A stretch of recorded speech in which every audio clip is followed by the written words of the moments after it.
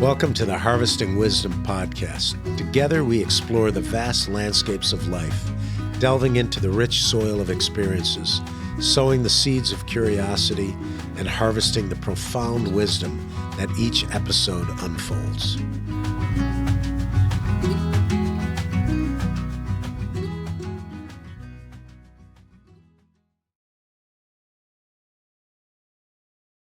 Welcome to another Harvesting Wisdom podcast. I'm your host, Mike McMahon. With me today, my co-host, Diana Kruzman, and our guest is Dr. Tungalag Tungalag Ulambayar. Ulambayar, yes. Pretty You can close. call me Tunga. Tunga is what we're going to be using a lot easier, and that's what you go by, I guess. So our podcast is where education drives change and stewardship sustains it. With over 500,000 views, 38,000 subscribers, our global audience joins us to explore the front line of sustainability. Today we continue our Mongolia series with one of the nation's leading conservation voices. I'm going to just go straight to Tunga, okay. Known and for nearly 3 decades, she's worked to protect Mongolia's landscape and wildlife. As director of Zoological Society Lujin, pretty close, ZSL Mongolia, Tunga leads efforts to conserve snow leopards, wild camels, steppe eagles, and the fragile ecosystems they call home. At Urban Farming Education, our ethos begins with stewardship of soil, of water, and of each other. And Tunga's work embodies this global call to regeneration. So, first of all, thanks for being here. Welcome to our podcast. And I'm going to start right off the bat with your background and your career. Tunga's UFE's ethos emphasizes stewardship and education as pathways to transformation. What first inspired your journey into conservation? How did you get a background or use your background in social science and develop and shape the way you approach your work now? Okay, thank you very much, first of all, to giving me this great opportunity to share my experience and also, touch upon some problems and issues that related to conservation in Mongolia. Regarding my background, basically my career path is like, I grew up in the Gobi, which is like the most kind of desired destination, I think, in terms of like this traveler book or whatever, like globally, like when this global tourism businesses come up with ranks. From Mongolia, actually, Gobi is #1 that ranked in that list. And I'm very proud that I grew up with my herder grandparents.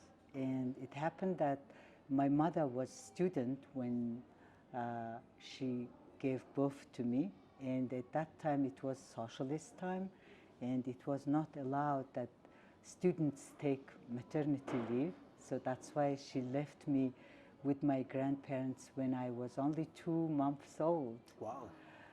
And then because she was only like the second year student, I ended up living with my grandparents until I was like 11 something, So wow. I'm really like grandparents' child. Nice. And I really had this herder childhood experience, like you have all this household chores, like herding livestock and feeding them, milking them, riding them, all that. All Mongolian herder kids, actually, they entered that contributing to family labor, all that tasks, like herding tasks. They actually entered that life quite early, even like starting from 3 years, 4 years old, they already start kind of collecting downs for firewood, you know, and then also like herding. That's very early experience. And I think like my career is pretty much shaped by that experience, because kind of like unconsciously I loved that landscape and staying in the countryside with all that plants and occasional wildlife that we see while herding in the countryside, and playing with the little lizards, you know, all these grasshoppers. That's kind of entertainment when you have to stay in the countryside, you know, like you leave in the morning like around like 8 hours, 8 o'clock something, you know, and then you have to come like around 5 in the winter days. In summer, maybe like around even like 7 p.m. And if you come earlier than that, it's kind of like quite harsh kind of you get scolded, like why you didn't let the livestock fatten and graze sufficiently, etc., you know. So that's why we have this long stay in the steppes, you know, and then we just have some cookies and a little bit of something to drink, usually like this tea, you know. And you stay there, and then you check clock, like whether it's like that 5 p.m. is coming with your like this herding stick, you know, you draw this circle, and then you put your stick in the middle of that, and then you see like, okay, this is like that 5 p.m. is coming, you know, going home. Like anybody else, you're watching the clock. Yeah, so I think it's not only like instills you like this love for the countryside, this environment, ecosystem, etc., but also it teaches you patience and this sense of responsibility that, you know, livestock also need to eat, and then I need to follow my grandparents, you know, guidance, etc. So I never realized that.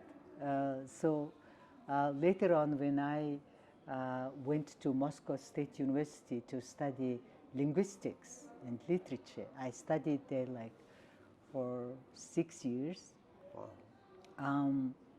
But after that, I shifted to environment, and I guess like I felt like this kind of like what kind of my spirit likes it. You know, my spirit likes me to work for nature or something like that. So, but of course, my like all that study with linguistics and literature and overall worldview, you know, like all that Soviet education system is actually quite good, I would say. And then I had very good philosophy kind of study, general like the education kind of experience was very good, and expertise in terms of like history of languages, history of literature, that really enriched my worldview, background, etc. But my destiny was nature, and you know, so like when Mongolia transitioned to the market economy, I actually left my teaching career, which was like teaching Russian language to school kids.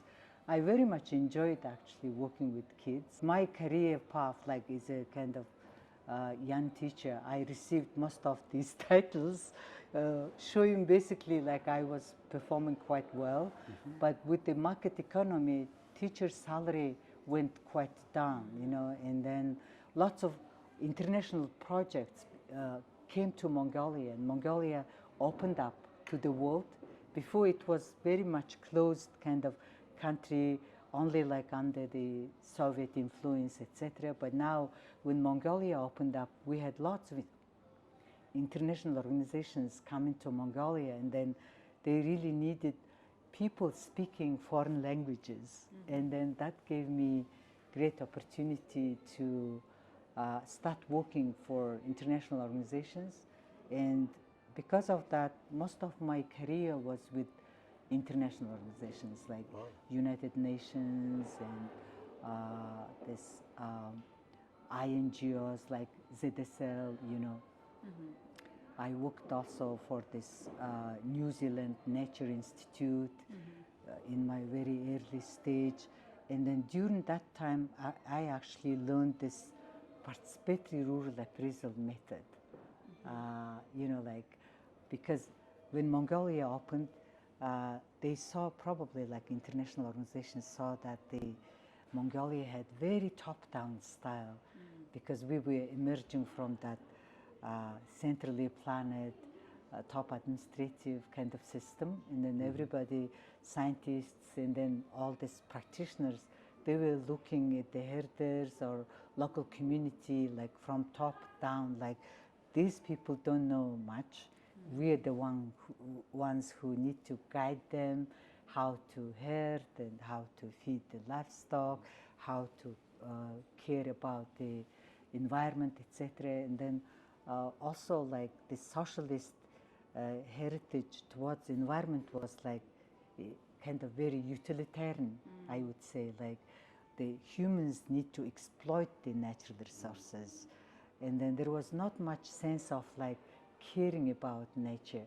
Caring about nature was in the Mongolian traditions, because we had this from Chinggis Khan time. We had this Yasa, you know, like this is like this very strict Mongolian law that if you hunt animals during the breeding time, or if you like they carelessly set fire in the nature, etc., there was like this just execution or like quite some punishment, like hitting them, etc. Like there were like different types of punishments, and then the harshest was like you just lose your life. So, and then that rule probably like went to came to our generation as a tradition, customs. Nobody said at the time that this is like Chinggis Khan's rule or something. No, it said like yos meaning like custom. You need to follow. This is our this kind of informal institution that controls people's behavior, that when they tending to nature, when they like accessing resources, etc., how they should be behaving, that was basically shaped by that kind of customs and traditions, you know. So during the socialist time, you see like this very exploitative kind of socialist attitude towards nature, which was conflicting with the traditions, you know. And so that's why there was like this erosion I think this is my personal belief, that erosion of the traditions already started during the socialist time, when we had very aggressive state goals of like industrial goals, like all these 5-year plans, and you need to produce this and that and export. And then we also needed to supply lots of raw materials to the Soviet Union, etc. So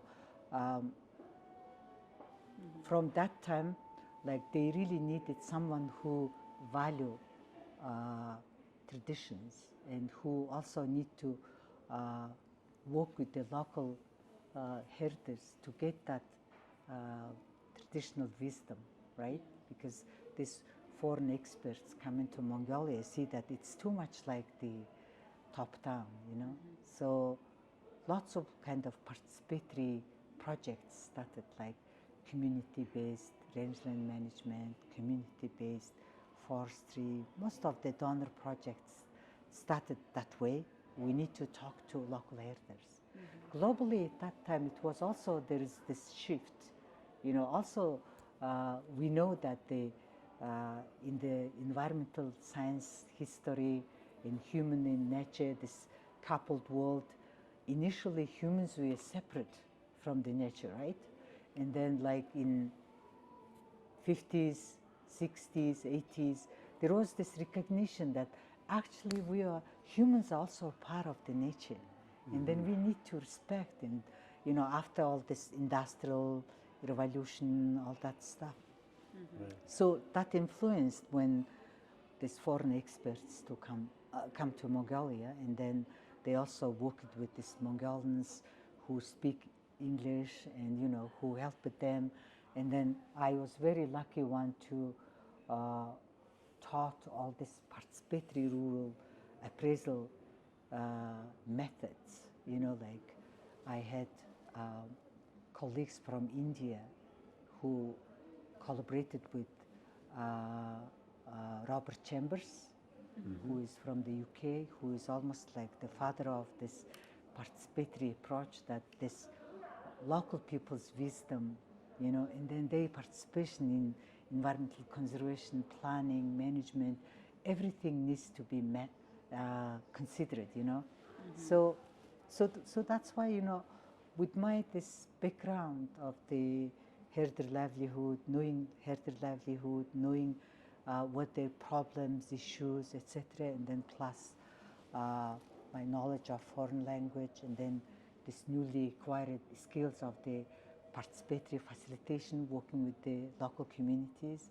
Of course, at that time in international organizations, mostly like this communist leaders' children exist because they had this access to Soviet schools that were in Mongolia, and then they were the ones who spoke English and other than Russian foreign languages. And so that's why if you look at the staff in international organizations, most of them were formerly these communist leaders' children, but they didn't know much about the herders and herders' livelihood, and that gave me quite kind of opportunity when this Mongolian national staff, together with the foreigners, designed international projects, programs, and then they really needed someone who know about the rural livelihood.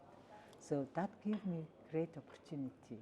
Yeah. So that was all throughout your early career, your childhood, and then what was that transition like when it went to capitalism, which is opened it up somewhat, right? And you went from a collective to now individuals, but you still have issues with capitalism too, right? So what was that transition like?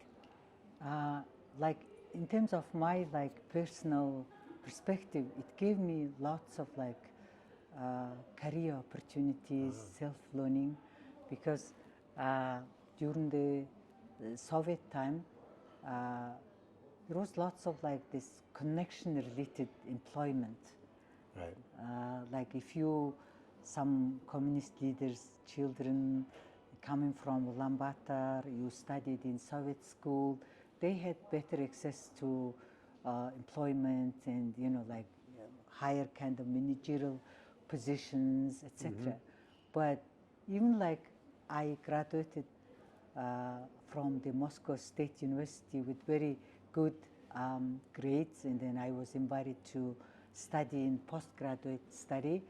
They sent me to secondary school to teach Russian because I was from Gobi, and then I was just simple child of the rural agronomist. And so I really showing my diploma and went to different higher education school to teach Russian, but I couldn't get that. And then the best what I could get the employment position was teaching Russian in this Ulaanbaatar suburb school, even not in central school, but suburb school, after Moscow State University. And that really kind of broke my ambition, etc. And then suddenly this democratic revolution happens, Mongolia kind of opens up, lots of international organizations come, and then their selection was this merit-based. They really look at their personality and then language knowledge and all that stuff, and that gave me a chance. Otherwise, if there was socialist time, maybe I will be some school director and never entered any international organization or whatever. I don't know. There was when I reflect back. So that's why that democracy in this Mongolia's opening up gave me lifetime kind of change. Give you freedom basically to make your own choices. Exactly. Which is great. Before we go on to the next section, because I'm just sparked curious, you grew up,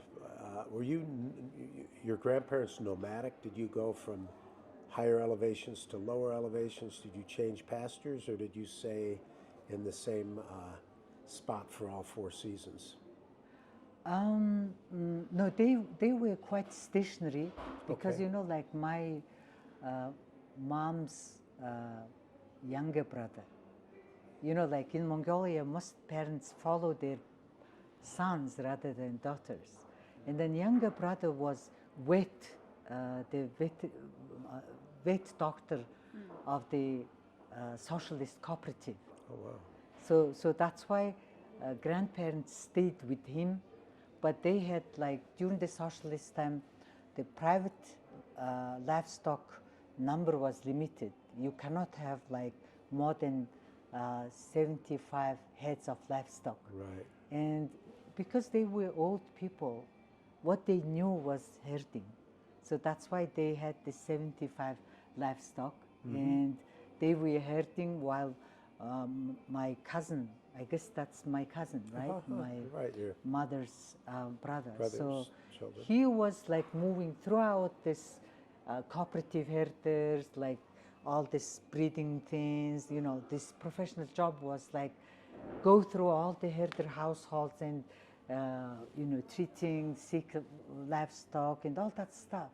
So he stayed at home quite rarely, seldomly, and so I was growing up with my grandparents, who were, like herding that 75 livestock, and then I was the main labor force because all other kids already like married or left, and I was the first grandchild to my grandparents. Yeah, so. And how did that transition to a market economy and privatization of livestock impact your family? So did they grow their herd after the privatization, or what happened with it? No, actually, my grandparents didn't survive that transition. When I was Moscow State University student, they both passed away, and that was like really hard time in my life. When you're like grandparents' child, you have very early this kind of experience of becoming orphan. Right. Yeah. And I've talked to several people who have that same experience where they're raised by their grandparents because their parents had to go somewhere to work or finish education. So it's fairly common in the Mongolian culture to be, but it's also kind of an advantage that you've got the wisdom Exactly. from the grandparents that's passed down to you. How cold was it when you were out there in the wintertime and they didn't want you to come home until? No, that was very cold actually. Yeah. I used to have this felt boot, and then also this traditional like fox hair hat. Usually, like you can put like only like your eyes and nose is like seen, and then also my like this how do you call, like when you have like this baby goat skin, when baby goats or baby lambs don't survive, herders save them, and then when it reaches like about 10, 12 of them, they just, Much make it softer. very soft, and then make this kids dale, traditional winter dale. And then you have this very long Gloves. sheepskin glove without fingers, like how do you call, like Mittens. Mittens, yeah. right. So with that you stay like throughout the day.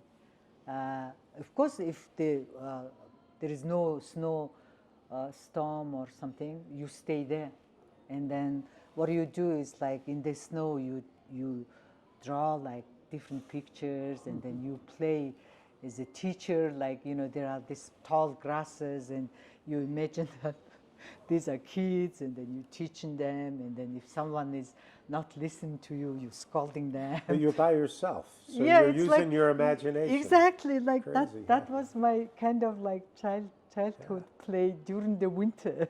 I grew up in Buffalo, New York, which is in the east coast of U.S., and we're known for having more snow than any place else and very, very cold winters. But I was outside most of the time playing, but not forced to stay outside to watch livestock. So I'm kind of curious. But I think the weather is intermittent. It still can get pretty snowy and cold there, but I think overall I've seen temperatures change. I don't think the winters are as harsh when I was a kid. Do you have that same experience? Because you're in the No. Gobi a lot. Is it Yeah. pretty similar?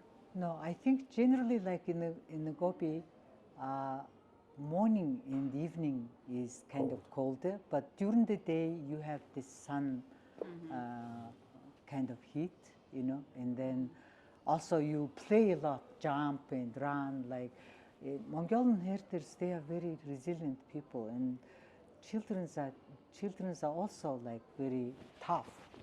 They Right. don't feel like, as long as it's like very low temperature or something, they just stay very healthy and fit, and yeah. So Do you see, with urbanization, do you see a lot of that changing? Do you see a lot of the children coming into, for instance, the capital here? usually children come mostly like after secondary school graduation to Oh, enter okay. university, and of course there is like sharp difference between urban kids these days and then rural kids, because rural kids, they stay in this very healthy environment, while in UP, you know, like during the winter we have lots of smoke coming from the Gir district vehicle, you know, all these big heater stations, you know, big how do you call Power that? plants? Power plants, etc. So it's actually quite unhealthy kind of environment for kids. Sure. And in terms of like this health stance, there's very like sharp difference, I It's would say. changed quite a bit. Urban kids, they frequently get sick, you know, they have to get hospitalized, especially that lung disease is very common. Really, that's common. Well, let's change to questions on Mongolia's conservation landscape, because you've been a part of it for quite a while. With our nonprofit UFE, we speak of transformation, systemic transformation, turning failing structures, the way society is structured, from socialism now to market-driven, and the idea is to transform those into thriving systems. So how would you describe Mongolia's conservation landscape today, and what systemic challenges threaten the fragile ecosystem of the Gobi? You know, like most of when you talk about the environmental conservation, you have to look at the policy environment, institutions, you know, overall like public attitude towards the conservation environment, etc., right? So regarding the policies, most of the conservation policies were shaped in the mid-90s, because like Mongolia's democratic revolution, so-called democratic revolution, was 1992, you know, and then after that all the Soviet aid stopped, and then we really, without Soviet aid, lots of industrial factories, they were really fed by the Soviet grants, and they collapsed all, and all this livestock cooperatives collapsed. Why collapsed? Because not anymore like any this management system can sustain themselves, because that was like very unsustainable system, just aid-driven kind of system. And because of that, livestock was privatized to their herders, because during the socialist time, livestock was state livestock, Right. cooperative livestock, and the herders were employees of that state cooperative. And now, like, if they cannot manage, the cooperative cannot manage that whole system, all that facilities, irrigation, feeding, forage, veterinary system, herder education, all that thing is suddenly collapsed because there is no management costs to be covered. You know, there is no that resources for that anymore. So what you do is like you privatize that livestock to herders, you know, and then leave them just now live with your livestock. That's quite a transformation. Exactly. It's very abrupt. Yeah, and then that kind of like the same thing happened with all other system, you know, in Mongolia. Even like the lots of like people coming from rural areas working for the state factories went back to rural areas to take advantage, accessing that, you know, livestock privatization. For example, if my grandparents or somebody was herder at that time, I would go back to the countryside and then claim that my grandparents were herders, so you guys give me some livestock, and then I could get like 20, 30 of them, for example.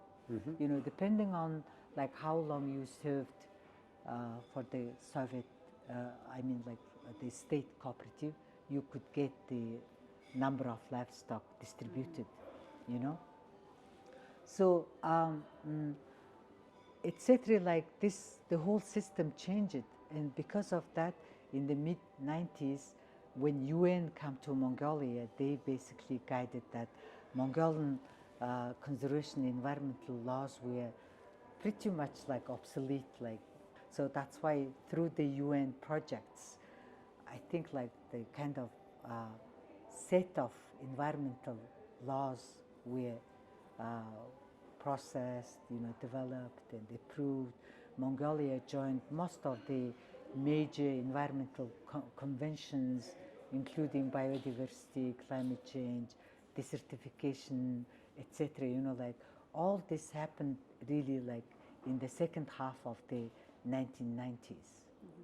And then, Unbelievable. yeah, Really. and then starting from like 2000, we had like major Dzud, you know, like this very unique to Mongolia kind of disaster event when you have extreme low temperature and lots of snow, and which means like livestock cannot go out for grazing, and if you don't have any like reserved forage, they just stay in their shelter and then die.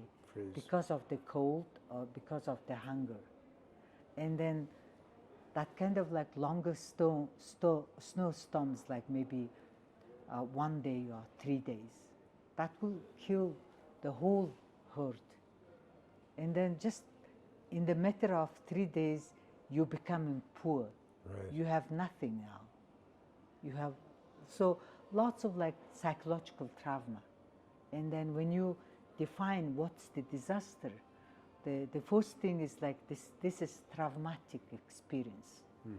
No matter like what you lost, you know, like maybe you didn't lose your life, or you didn't lose your house or like whatever other assets, but if it was like extreme traumatic event, it can be considered disaster. Sure. You know, so in 2000, starting from 1999 to 2002, there were like 3 years consecutive drought and snow blizzard, and you know, this Dzud event happened, and that, for example, in Biodiversity lost like almost like 65% of their entire livestock. that was one of the historically harsh. And then these herders were not prepared at all, because they were that generation who used to be fed and told and instructed by the socialist cooperatives, and they never stayed like alone like that. Yeah. And then that was complete shock to these herders, and that was really harsh kind of thing, like without anybody coming. Like during the socialist time, for example, like these cooperative vehicles will bring like trucks of forage to your place, hays, etc. Like if that happens, but now like nobody is coming to you. You just in your own. So that was like big shock to all Mongolian herders. No, and no safety net. no, and then they started learning, you know, like we need to survive in our own. We need to feed, because these people kind of learned to be like used to that kind of experience that someone always brings, because that livestock is not mine, that's state, and then state cares about the livestock. So that's why everybody brings like all this veterinary services, everything. They just employ, like if livestock dies, doesn't matter. Why I should care about that? Of course, there were like lots of responsibility thing, and if you like not sufficiently taking care of the livestock, you could be even like prisoned because of that irresponsible behavior. But now, like when it's your livestock, you know, this is completely different kind of attitude. Yeah. So what did you said? As much as 60% of the people, did they come back into the city, or how did Yeah, they so get that's help? why urbanization became very intense, but lots of poor people come into urban areas. You have all the street children and all this people drinking in the street.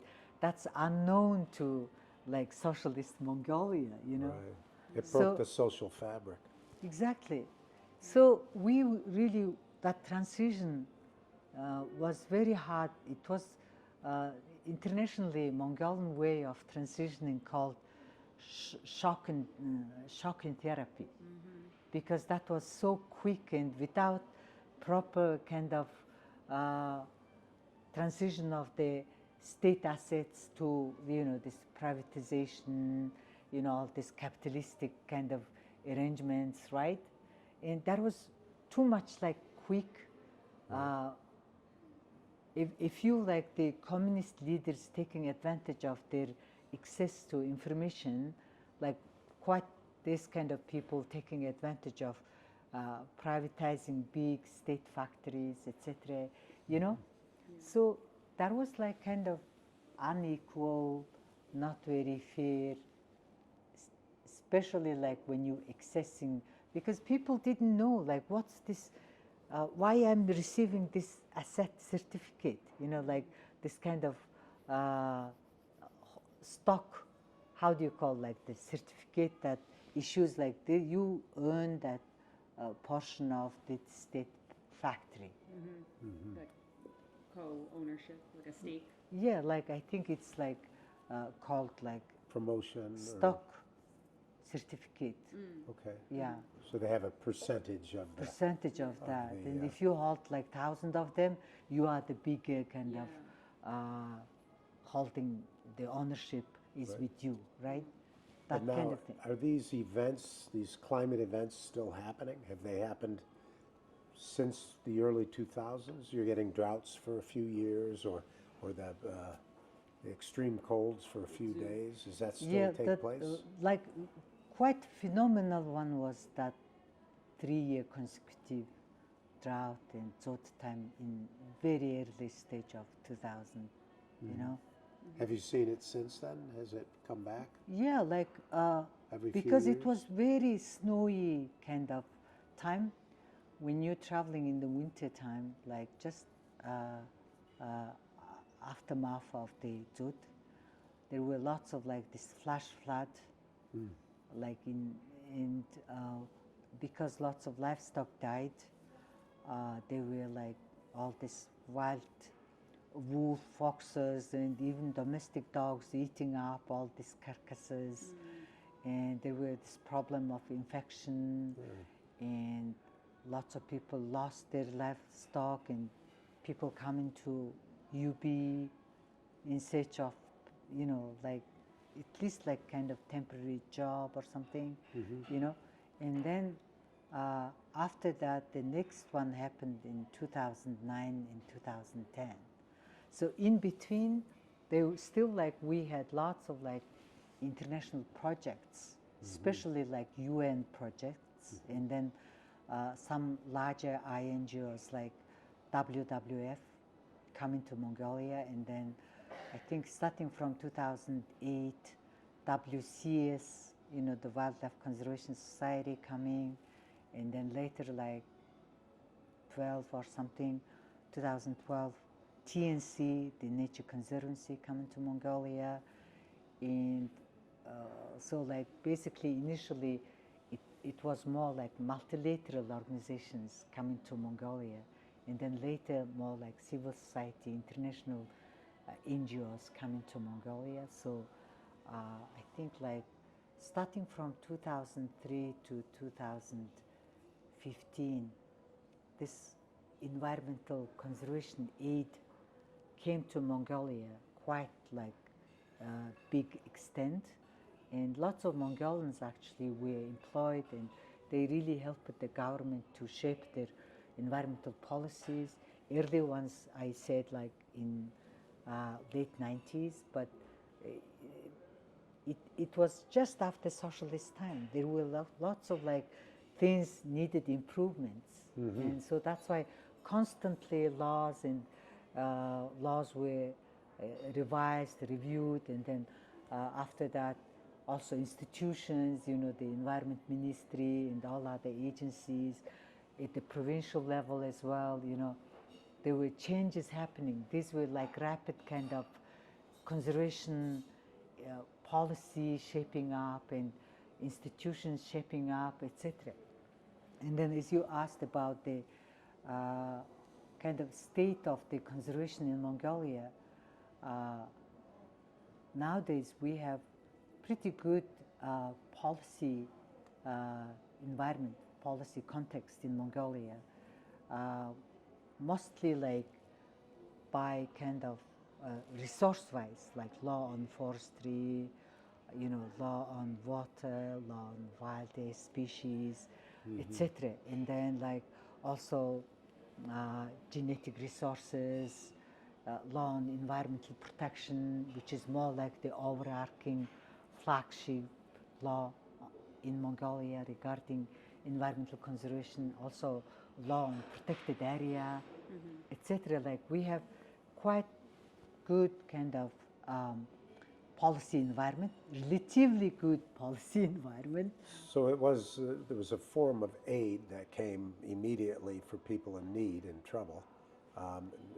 Maybe not as immediate as some people needed, but it happened in a very short time period. But then also kind of a complex myriad of solutions and controls that were put in place. And now the system is more stable, you would say? Yeah, but still now, like we are, in terms of conservation, like we also need to make like major kind of breakthrough kind of law revisions.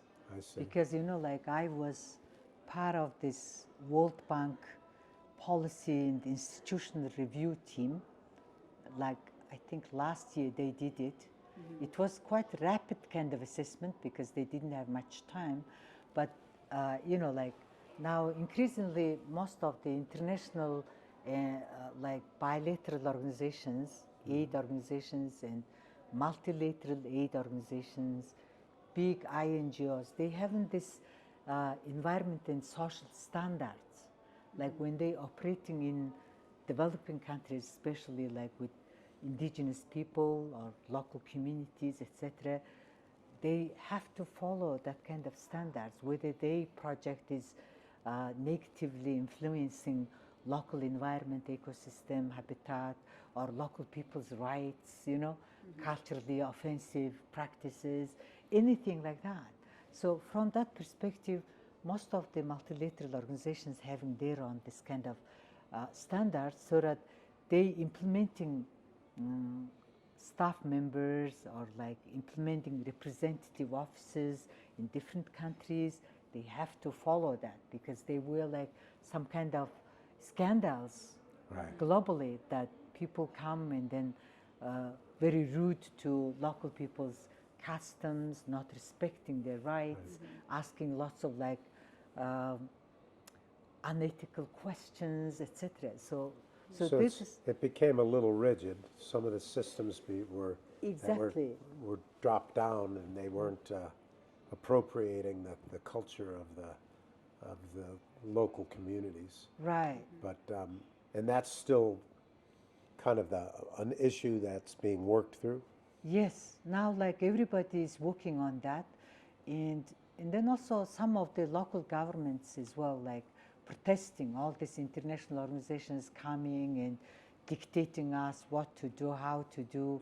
All this parachute science and parachute conservation concept came out, you know, and from that perspective, World Bank was also checking if Mongolia is, in terms of like this compliance with that kind of environmental social standards, you know, if they ready for any like bank loans or financial aid and all that stuff.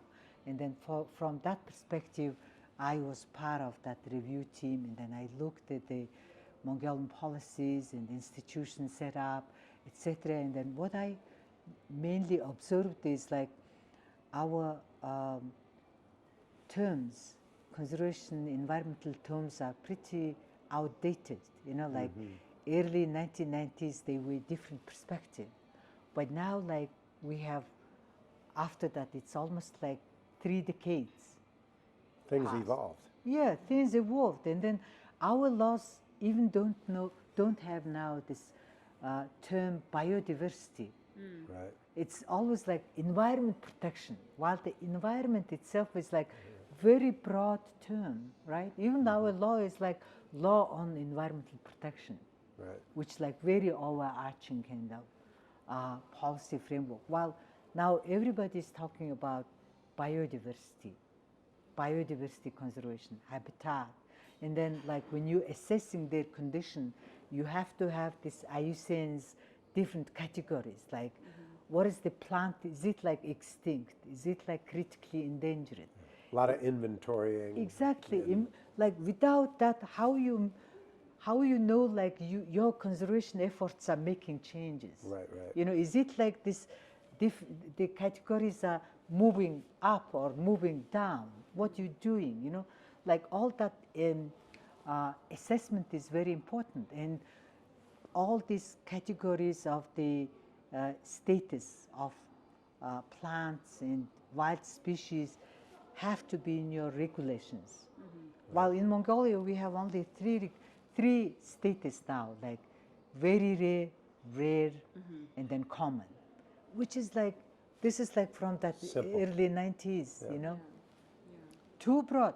While the IUCN is the very professional organization setting all the environmental guidance and standards in our field. And then all the governments just simply following their guidance, because this organization unites like over, I think, like 11,000 environmental experts and conservationists. And then we really accept that and then put it in our laws. And until we don't have that. So that's like kind of first observation that I made. A little bit, it being loved to death a little bit. Sometimes good intentions don't always have the best outcomes, but adjustments get made, right?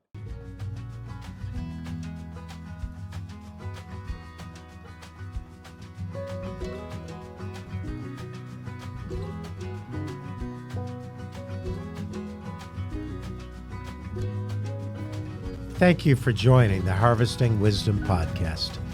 Click subscribe and like for ongoing insightful conversations. Explore our webpage for show notes and additional resources.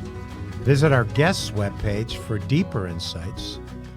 Your engagement is the foundation of our journey, and until next time, keep pursuing wisdom.